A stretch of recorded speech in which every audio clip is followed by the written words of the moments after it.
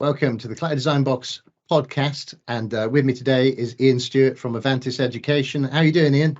I'm doing very well. It's nice and chilly here in Edinburgh, but I've got a nice hot coffee, so that's quite good.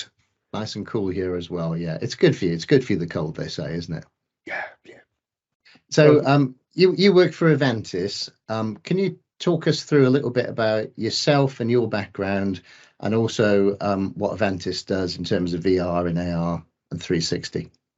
Excellent. Yeah. So Ian Stewart, as you can tell by the hairstyle, I've been about a while, so I've been a classroom teacher, deputy head teacher, 13 years as a deputy head teacher on the island of Islay, so lots of really good whiskey tasting. That's not the reason I went there. One of the earliest uses of technology in the world, 2007, every pupil, every teacher, tablet, PC, all Microsoft. I've worked for Notosh, doing consultation around the world. I've also worked for Microsoft during the pandemic. That was fun. Fun for everybody, but that was particularly fun with getting everybody upskilled. Suddenly we're popular. Who knew? And since then, I've worked for Avantis as the head of education with Avantis. So it's 18 months now. So what we're talking about today, it's VR, it's AR. Nobody really knows the difference.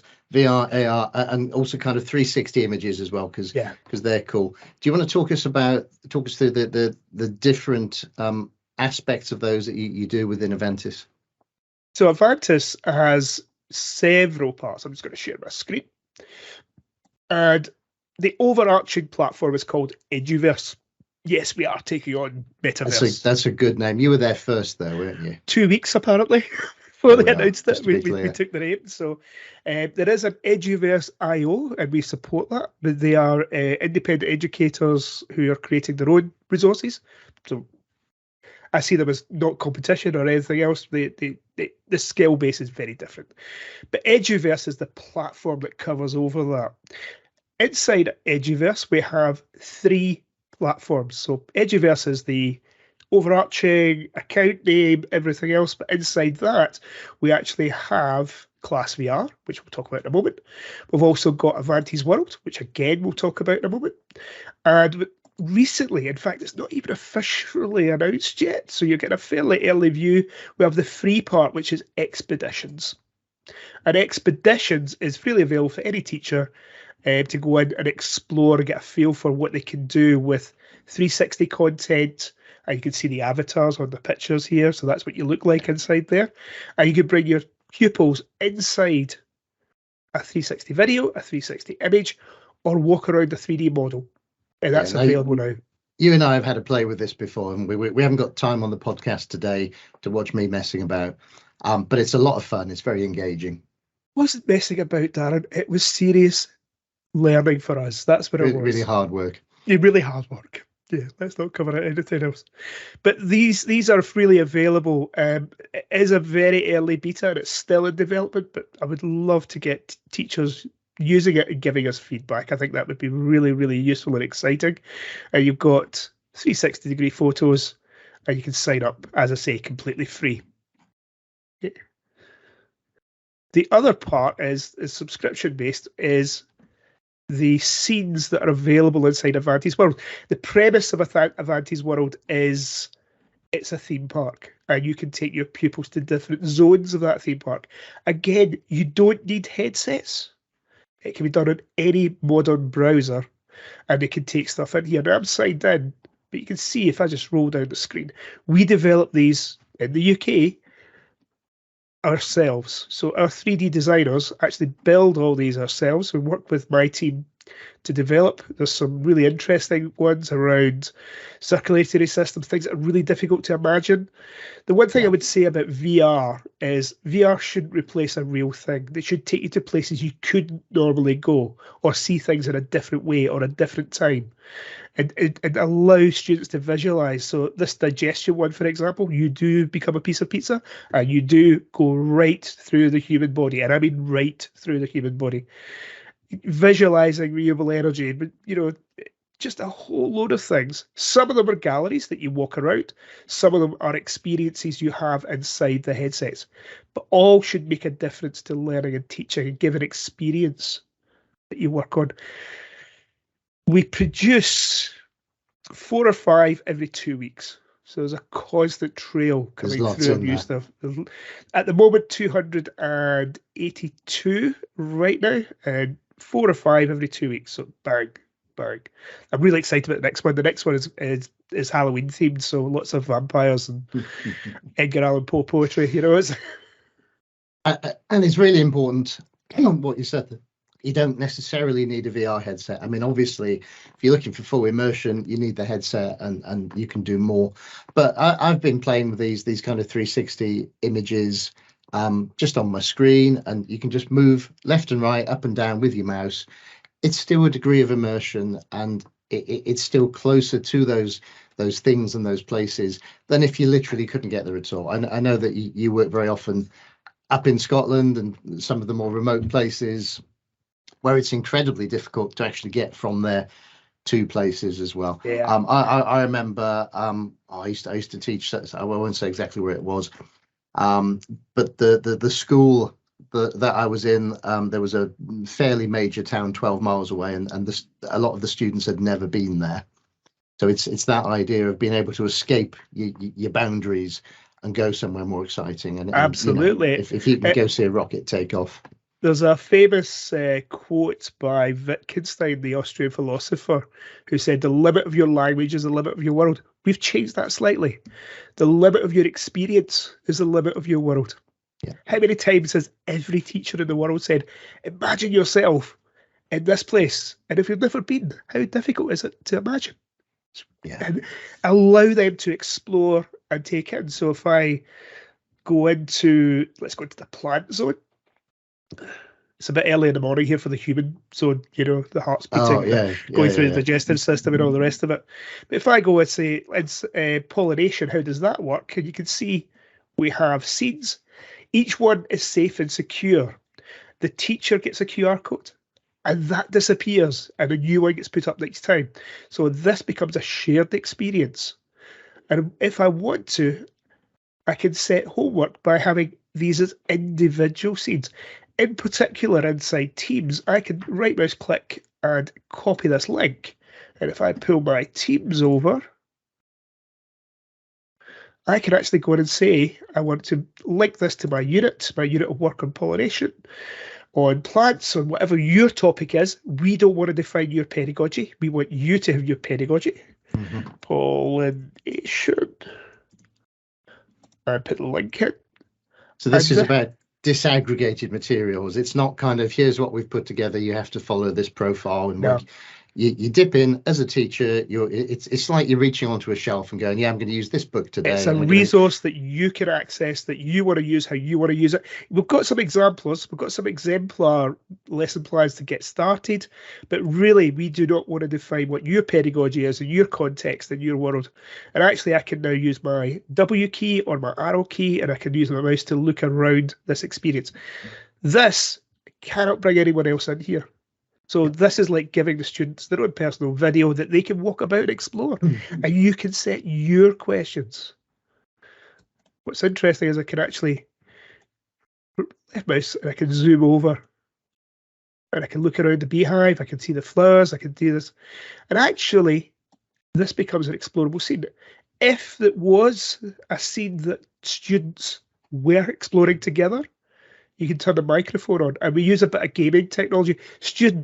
Most students are used to gaming, first person shoot 'em ups, all the rest of it, where they talk to their mates inside there. And actually, we do use that technology. So the closer they are inside the scene, the louder your voice is. But also, you can take a selfie. So if I press I on a keyboard, that's what I look like inside the scene. Nice. And I can take a picture. And it's taken a little download and put it in my Teams as usual. And it's there ready to go. And I can use that inside my learning log. I can use it inside my writing. I can use it as part of that scene. Okay. Yeah. And it's a mnemonic of sorts, isn't it, as well? Because the student remembers being in here, they remember these experiences, then they take a picture and, and they can put that places. They might put that in their class notebook. For example, if they're taking notes, they might upload it into an assignment as evidence of having done something. Imagine putting it into a OneNote. Imagine having it captured in there, writing the story, or speaking a story on top of it. All those useful things can be really, really powerful. Now, what I've done here is I've clicked on the teacher one, and you'll see there's now an invite button. So actually, I could send this to you, Darren. We've done this already, where you've come in, and we have been together inside here, and we've limited it to 35 students. But the students can be anywhere. Yeah. Okay. They can be absolutely anywhere. So use cases of small and remote schools, they can actually work collaboratively inside the space. Yeah. They can walk around and talk to each other safely, securely. No one else get in. And we work with a lot of trusts as well, where you have, a number of primary schools in that trust that will be working with each other. And you could say, right, well, we can get all the year ones talking to each other, or as a selection of year ones from each class. Talking to each other. So you're bridging that gap then between geographies. Absolutely. In fact, geographies are removed from the equation. It becomes much more about the collaboration, working together, experiences. Now, you'll notice there isn't a huge amount of interactivity inside the scene itself. We want that to be intrapersonal. We want it to be together. We want the students to talk to each other.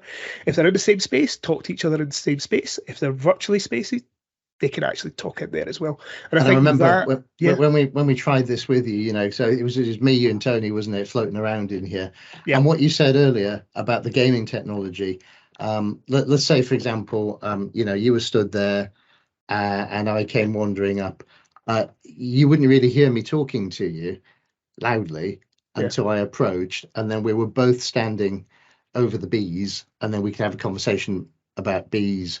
But then you might have other people over there looking at flowers, and they'd be having their own kind of semi-private conversation. Yeah, it's not real privacy, but it's just like how it is in a real classroom.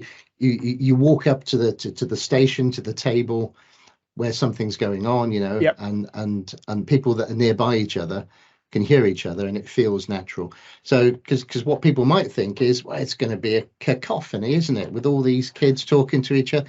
But no, you hear the person that's physically closer to you. Yeah. The other interesting thing, because this is a teacher's account, it's not linked to this scene. So when the teacher moves to a different scene, it actually takes the students with them. Yeah. So it actually moves over to photosynthesis. It's in there. It takes the students and actually lifts them and places them into inside that scene. So you've got that continuity of work together as well. So now we're going to look at it, and it moves them over. I remember you did that for me the other day, and I wasn't expecting it. But I was like, oh, this is a bit magical, because we were looking at one thing, and then I said, oh, have you got anything for history? And you took me to another place. And I was like, wow, I feel like I've just been transported. Teleported. Amazing. I love it. It's that teleportation moving over. I think I took you to the Anne Frank house, which is one of our more recent scenes, so that we could walk around and explore that. But the teacher, pedagogy first. Always pedagogy first. You've also got to understand the opportunities, or as the wonderfully worded, affordances that come with technology. But the opportunities that come with this, and what can you do more than you would do previously, but always should be making a difference. Always. I could climb up the plant here like Jack and the Beanstalk. There's also a Jack and the Beanstalk scene as well. But it becomes what you want to use it for your pedagogy, for your world. So just to recap so far, because I think people, including me, get confused about these different VRs, ARs, 360. So this now is VR. And it's a shared space, because as you say, you as the teacher have invited students in. So this is class VR, if you pardon the pun. That's what's happening here. But you started off actually just with an individual resource that a student could look at in their own time. Absolutely. So it's collaborative, but it's also you can personal. Have individual, or you can have collaborative. So individual, safe. Go and look at this experience. What do you find out about this experience? What do you notice about that? And the teacher can create that scene. Yeah. This is explorable and shareable, and they can talk inside here as well. Okay, so those are two different things. Now, so I noticed within the team, the individual version of that, you just add that as a tab, and it's kind of like a website just added to. I've just added it as a website inside there. It can also be placed inside a SharePoint. It can be placed inside with your guys' amazing work as well. What you can do. So if you're a teacher and you might have made different channels for different topics, but then each of those channels could have its own tabs. Yep. And you'd have different VR for different topics depending on what you were learning. And allow them to explore. And I think it's that guided pedagogy against the exploratory pedagogy. Of course, we need both at the same time. You need to do this individual needs this, these groups need this, and pedagogy on what you're trying to achieve first.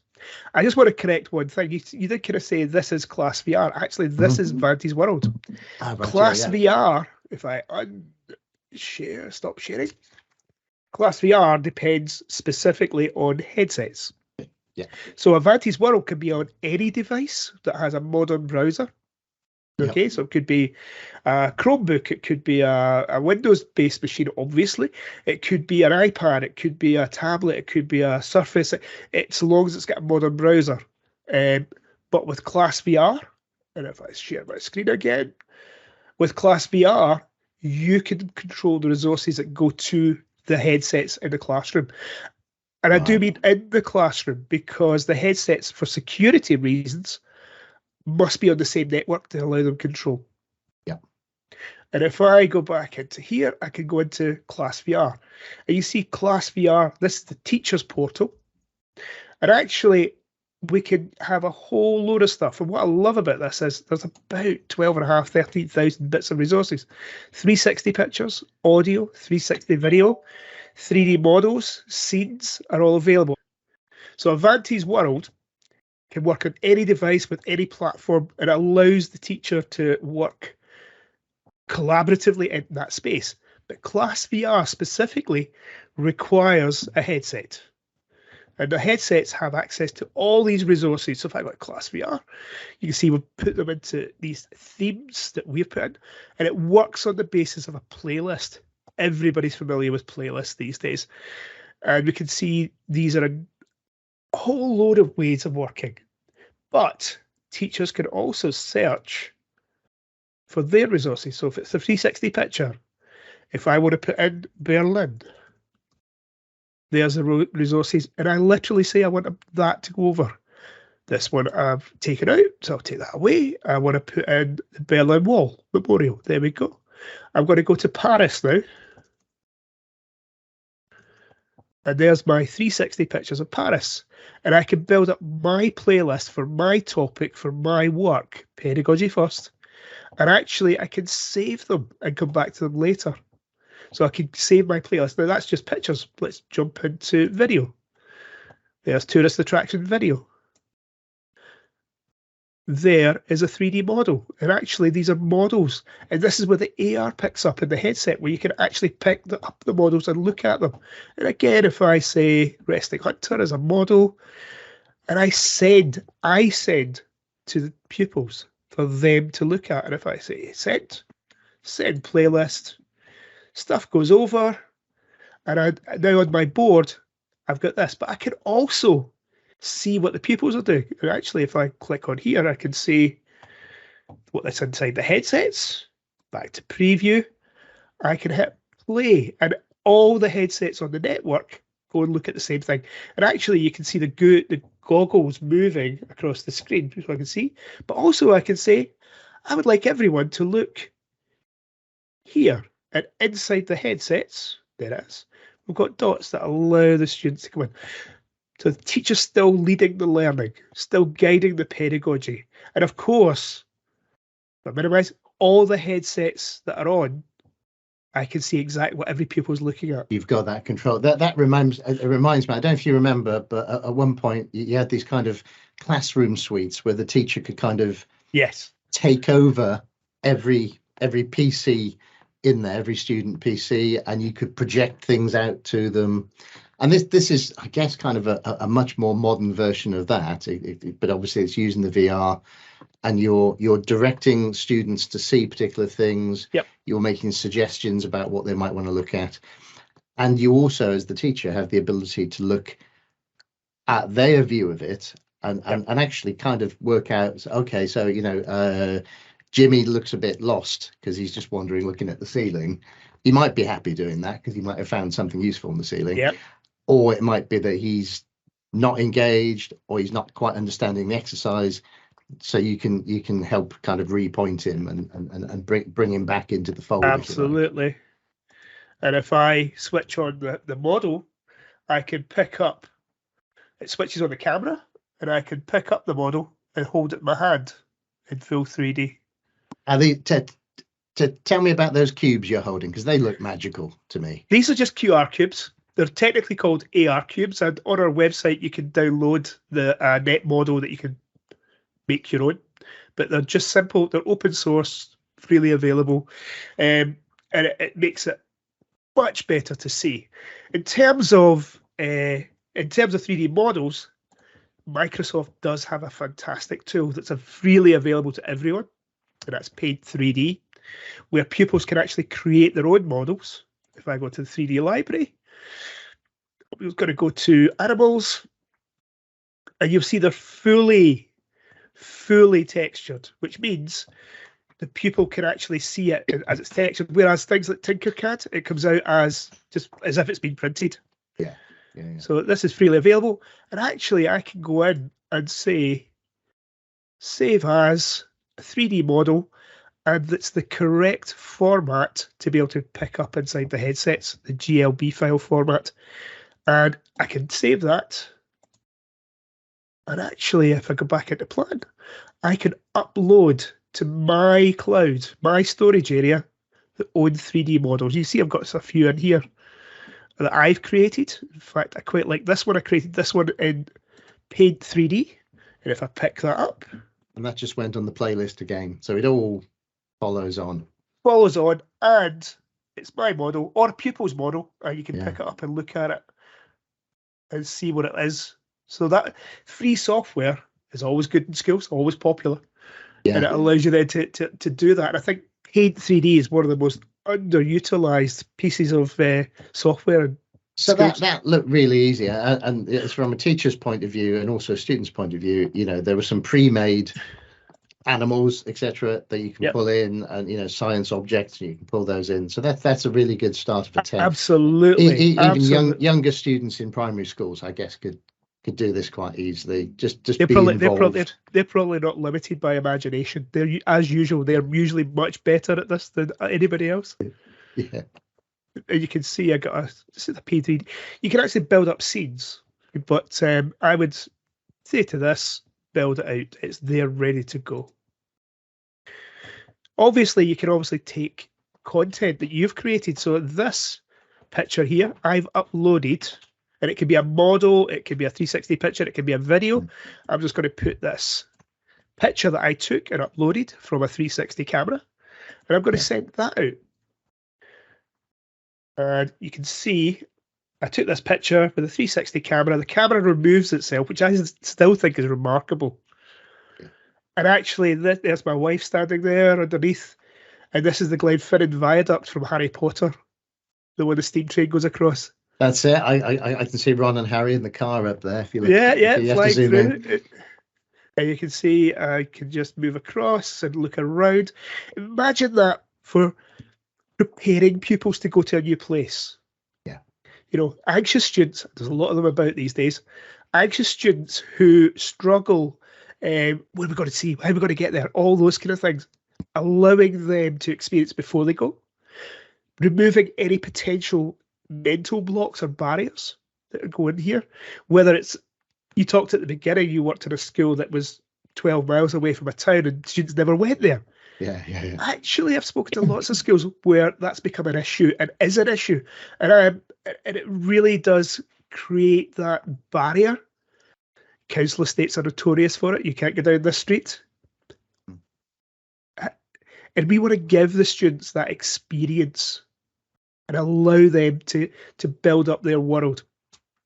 A fantastic story from Australia with an early years group in the desert region of Australia, you know, the sort of region where the kids are 3 or 4 year old had only seen rain twice in their life, let alone anything else. And the teacher wanted them to have an experience of snow.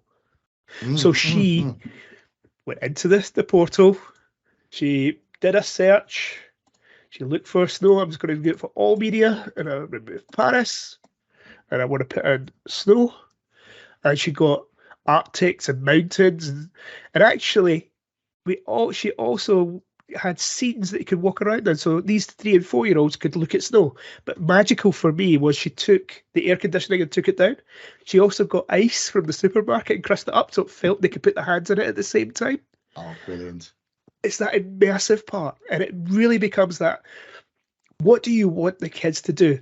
And amazingly, the writing, the creativity that came out of these young kids, obviously not writing, but the creativity, they understood stories like The Snowman more, like Frozen. They had made that connection to those sorts of things. It was a very, very non-connected experience for them. That's transformative. And what that tells me is this isn't just about, oh, we can do some VR, we do some VR with the kids and it's kind of cool. Yeah. It's about the planning, it's about the teaching and the planning for teaching, and how you use this within your lesson to bring things to life, to make things meaningful, which otherwise those students in some cases might not be able to comprehend. Absolutely. And actually there's a blog post on our site, Class VR site, fully open to everybody. This is Erskine School, and actually interestingly Simon Luxford-Moore has just been made the MIE Fellow, one of the MIE Fellows for Scotland as well, so highly involved with the Microsoft community. And you can see these pupils are looking now. What I love about this, if I go down to the actual worksheet, does not mention VR. The purpose is around literacy. VR is not part of that. VR is the vehicle that allows that experience to happen. So that traditionally, you'd have rolled a big TV in and you'd have played a video, and that would have been good, you know, still. But this is just taking it, you know, to the extra dimension, isn't it? Literally. Absolutely. It's just making it more immersive. You see the kids are looking at the headsets, but actually in the lesson plan, it was 1 between 2. So they wanted the kids to talk about their experiences. So they verbalized it, which fed into, this is the target, about varying openers, paragraphs, giving them structure. The other part I love about this, if I jump back into here, we've actually got a global community of teachers who have taken their own playlists and created them. If I type in Vikings, they actually took their own 360 camera, I'll delete that list there, and went to Lindisfarne with their own 360 camera and gave the kids a real experience, but they've also shared it with the rest of the community as well. Beautiful. And it's easy to do. Can I ask you about cameras? Because the decision is, do you get kind of, you know, a proper paid for VR camera? But what I did the other day, because I knew we'd be talking about this, is I on my phone I downloaded, which is an Android, I downloaded the Google Street Map app, which bizarrely you wouldn't expect it to, but it allows you to record 360 images, and you kind of have to stand there, and I did it in my kitchen, which is a bit weird, but you kind of point it there, there's like an orange dot, and then it tells you to go right a bit, and you map all the dots, and you can do the ceiling, do the floor, which is a bad idea in my house at the moment. And then it stitches it all together. Why would a camera dedicated to this be better than that kind of just do it on your phone approach? Time as much as anything else. So as you scan round, the light will vary from place to place, so it will stitch it together, but it won't look as good. It'll take you quite a long time to stand in that one place taking all these pictures all the way around. Whereas if I take this picture from the roof of the Microsoft offices in Edinburgh here, you can tell it's me, look, bald head. I literally just held the camera up on a monopod and took the picture. Click on my phone, took a like picture. That. It does it literally captures the entire image in one go. Oh, of course, because it's got the panorama thing going on. It literally has 2 lenses stuck either side, and takes the entire picture, which means you can then pull that out later. Okay, you can actually adjust it and see it. And again, if I send this to the headset, send, teacher always in control, teacher always guides it. And if I get to class view, there's me on top of the rooftop. It's not a panorama, it's not me scanning around, it's literally me holding the camera, which removes itself. You can see it there, I've zoomed in a little bit. It's removed itself, removed the monopod, and I can look around. There's a Balmoral Hotel. I can look the other way up to Arthur's Seat. But that was a single photograph it took. Detail, isn't it? In one photo. So you don't have to do the map, find the orange dot. Yep. You can do that if you haven't got a camera, you can't afford a camera. You could do it and still buy into the experience. You could do it for homework, maybe. I mean, most households would have a mobile phone. Yeah, I would say so, and it allows you then to take the panorama sphere type photos, but it does take a bit of time. The other thing about this that kind of blew my mind with 360 was if I had this, I'm a design technology teacher, I would have taken a 360 of a workshop and then tagged the health and safety risks, or I'd have gone out to workplaces and taken pictures saying, this is the local environment, this is the local company, this is what they make, and put it in the headsets, you're there. Now, I do know of several schools who use this for the work experience. Yeah. And so they've given it to local companies and worked with local companies. One of them is just north of me in Fife, and they're working with a renewable energy company. And I've not seen it yet, but there's 360 video of the top of a wind turbine in quite a strong gale, and it puts most students off the experience of wanting to become a renewable energy engineer. So at least you know. At least you know. Oh, I'm not doing that. But that's what I call work experience, and going to places they couldn't normally go, either virtually, 360 content, 360 video, and giving that experience, or bringing that experience back into the classroom. How many times you've gone on a school trip and you've said to the kids, who remembers the trip yesterday? They go, oh, I remember the bus. I remember the sandwich. You know, they don't actually remember the learning experience, but you don't have to focus this. It just captures everything at once, a full sphere, and it's done. Yeah, so I can see that being a very social thing as well, because everything we're taking pictures of here, this is kind of learning content, you know, the rooftop of Microsoft there, or you've gone to a museum and you've planted the camera and you've taken, you know, you got the Rodin's The Thinker or something, and a big dinosaur up there, depending on where you've gone. But also sometimes you could just have a photo that's got the students in. Obviously, you have to be careful. Everything's going to stay in the walled garden. You're not leaking that out on the internet. But that's a social thing. You could be in the classroom, and here's the kids doing that science experiment. You know, here's when Jodie dropped her goggles, or you know, they turned the Bunsen burners up a bit too high, and you know, or the first time somebody you know, got a green flame out of heating something, and you capture that, and you can almost kind of look around and see that happening. Using it for classroom experiences, I was speaking to a science teacher in the US who had taken a 360 video of a science lesson, and when the parents came in, they said, "So what actually happens here?" He said, "Pick up the headset, put it on, and it auto played the video," and they were in the middle, and I mean the middle of the lesson, that they could look around and see what was going on in that lesson. Yeah, giving them that experience. It's so powerful, so powerful. So much you can do, and again, I'm trying to keep track of all the different things. You've got the VR experience, which can be just a personal thing.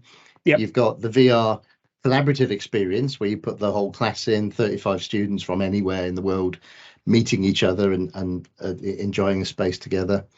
You've got then the VR headset experience, that is Class VR, that's your product, which is using the headset for all that, and being able to create the playlists and bringing those things together.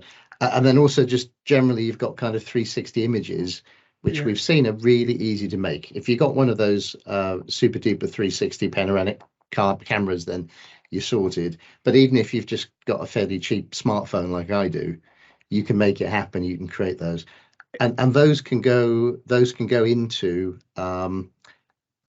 places. They can go into anywhere you want, really. But they can go into things like document libraries in SharePoint. Absolutely. So drop them in there. I hear it works in Google as well. It does. You know. Yeah. But also, I think that's where SharePoint, those safe, secure walled garden, I think it's one of the key parts to that. Put the 360 video, 360 content. It's available. Doesn't have to go into our stuff, which is also walled garden. Yeah. Connected, because we are a Microsoft partner, and it's making sure that each of those is available in the right context, in the right place, for the right people at the right time. All that good stuff that allows your students to have experiences they would never have been able to have before. So here we are, sat in, it happens to be SharePoint, don't worry about that too much. It's kind of an intranet, it's a centralized resource area for subjects within your school, permanent resources, and that just works in there. What we did discover is if you want to definitely make it play in SharePoint, you need to put .360.jpg in the title, and that kind of tells Office 365 that it's a 3D image and it should treat it as such. But I just found that incredibly easy to do as well. It really does. And you can actually use that as a classroom resource without opening it into Class VR or into Avantis World, without uploading it to there. You can actually have that as a resource just to prompt that learning, just to prompt that experience back in. Oh yeah, we did go there. Oh yeah. What did I think about that? What did I feel about that? That kind of mnemonic quality is really important, isn't it? That, you don't just, because learning doesn't just happen, then you forget about it. You have to revisit learning again and again and again. You have to build those pathways, having those forming and reforming and becoming stronger. And that's how strong learning and understanding happens. So the idea that you can do some learning and then perhaps you'll come back to that 2 weeks later, 4 weeks later, 8 weeks later, you do it that way. And just keep reminding people what the learning was, and then you build on that. So do you remember we looked at this, like 6 months ago? And then you bring that back and you show them, and they're immediately taken back into that context. And then you can add new learning on top of it. You can build on top of it. So if 6 months ago you learned about I don't know, the areas of rectangles, for example, in maths, now you come back and you go, right, we're going to do triangles now. Turns out it's not so hard. It's a bit like the squares, but just less. Context, giving them an experience. Yeah, absolutely. Very good. So I think there's so much there in terms of VR, AR, the 360. It really obviously enhances what's happening in the classroom and beyond the classroom, at home, or breaking those geographical boundaries as well. And also the other things we've seen, it's relatively easy and cheap to start putting some of this stuff together. Obviously, then folks can then buy your products, and then you get the headset, and you get the cameras, and you get the software as well, creating the playlists. That obviously makes it easier. And it's teachers, all browser based. It's all browser based. Yeah, it's all really easy. So you don't need special things installed on your machines, plugins, and all that kind of nonsense. It just works because it's modern. Absolutely, it's what we should be doing. Absolutely. Brilliant. Well, listen, Ian, thanks for your time showing us this. And will you come back again and show us as these approaches develop? You get more stuff in the library, you get different tools. Yeah, definitely. Happy to come back at any point. There's so much in here. We said 15, 20 minutes and we've kept going. We're going to have to chop it up. Okay. Thanks, Ian. Take care. Thanks, Darren. Bye-bye.